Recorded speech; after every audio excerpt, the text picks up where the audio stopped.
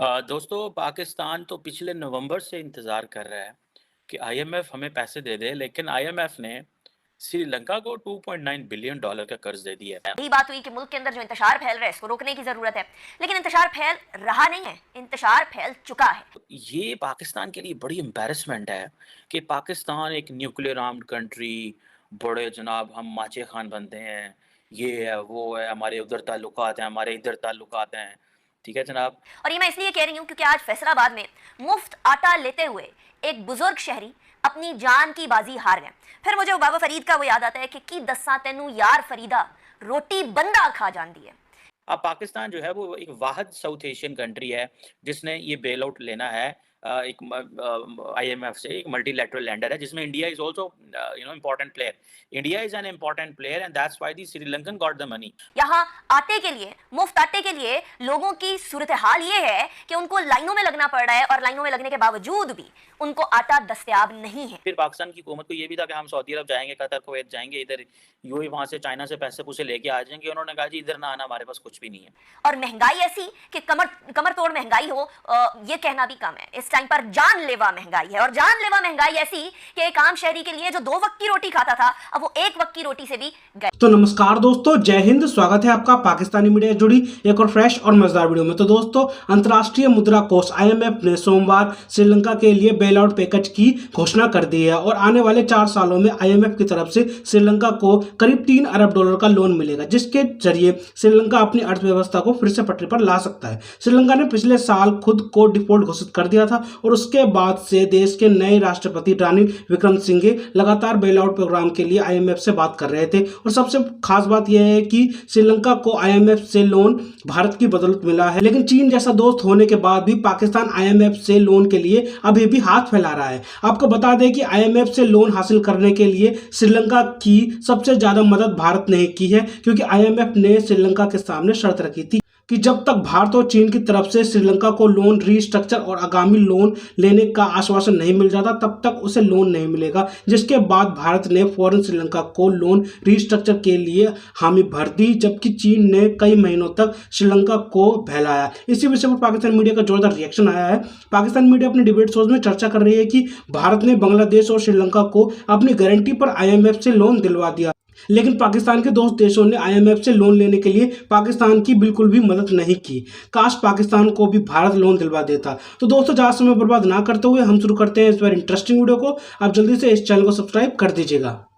दोस्तों पाकिस्तान तो पिछले नवंबर से इंतज़ार कर रहा है कि आईएमएफ हमें पैसे दे दे, लेकिन आईएमएफ ने श्रीलंका को $2.9 बिलियन का कर्ज दे दिया है।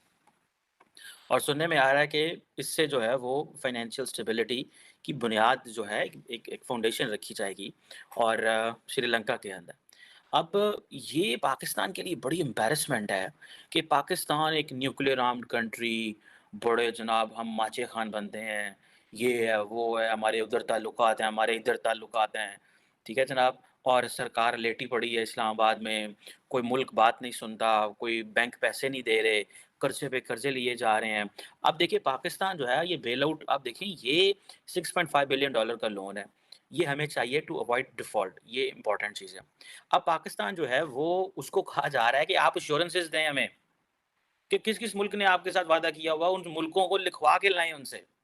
अब पाकिस्तान जो है वो एक वाहिद साउथ एशियन कंट्री है जिसने ये बेल आउट लेना है। आईएमएफ से, एक मल्टीलैटरल लेंडर है जिसमें India is also important player.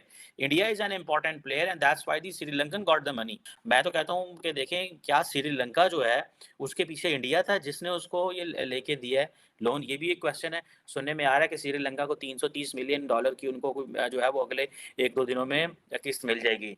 और ज़ाहिर बात है श्रीलंका के पास डॉलर नहीं है। चाइनीज़ ने चलो वहाँ पे उनका तो मॉरेटोरियम लगा दिया, फाइनेंशियल जो था वो मतलब लोन को फ्रीज़ कर दिया, हमारा तो उन्होंने वो भी नहीं किया। अच्छा, हमें यहाँ वाशिंगटन में बहुत सारे लोग सवाल पूछते हैं, मैं जब लोगों से मिलता हूँ यहाँ पे तो हमें सवाल पूछा जाता है कि ये why the Chinese put a moratorium on Sri Lanka but why they didn't give a moratorium to Pakistan.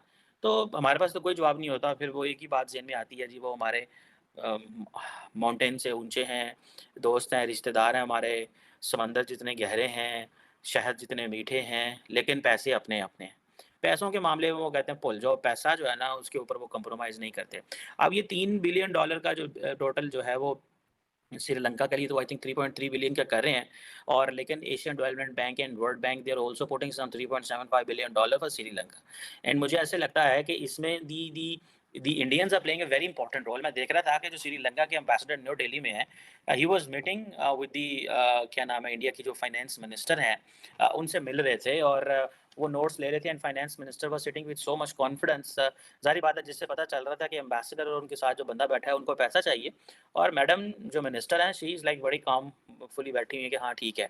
अब ज़ाहिर बात है ये एक चीज़ है जिसको मैं समझता हूँ कि श्रीलंका को तो शायद इंडिया निकाल लेगा, लेकिन पाकिस्तान को कौन निकाल लेगा? एक्चुअली हुआ ये है कि हमने भी तो फिर आईएमएफ के साथ जो है ना वो बड़े ड्रामे किए हैं। पहले हमने ड्रामा करके इमरान खान साहब, अगर आप 2018 में चले जाए ना दोस्तों, तो 2018 में इमरान खान ने कहा आईएमएफ जाने की ज़रूरत ही कोई नहीं, हम खुद ही मैनेज कर लेंगे, चाइना से ले लेंगे, मिडल ईस्ट से ले लेंगे। और उस वक़्त के आर्मी चीफ भाग-भाग के गए, वहाँ से पैसे लेके आ गए। लेकिन साल डेढ़ साल लेट गए, जब गए उतना काफ़ी नुकसान हो चुका था, महंगाई हो चुकी थी, इन्फ्लेशन, एक्सचेंज रेट ख़राब हो चुका था एंड ऑल दैट।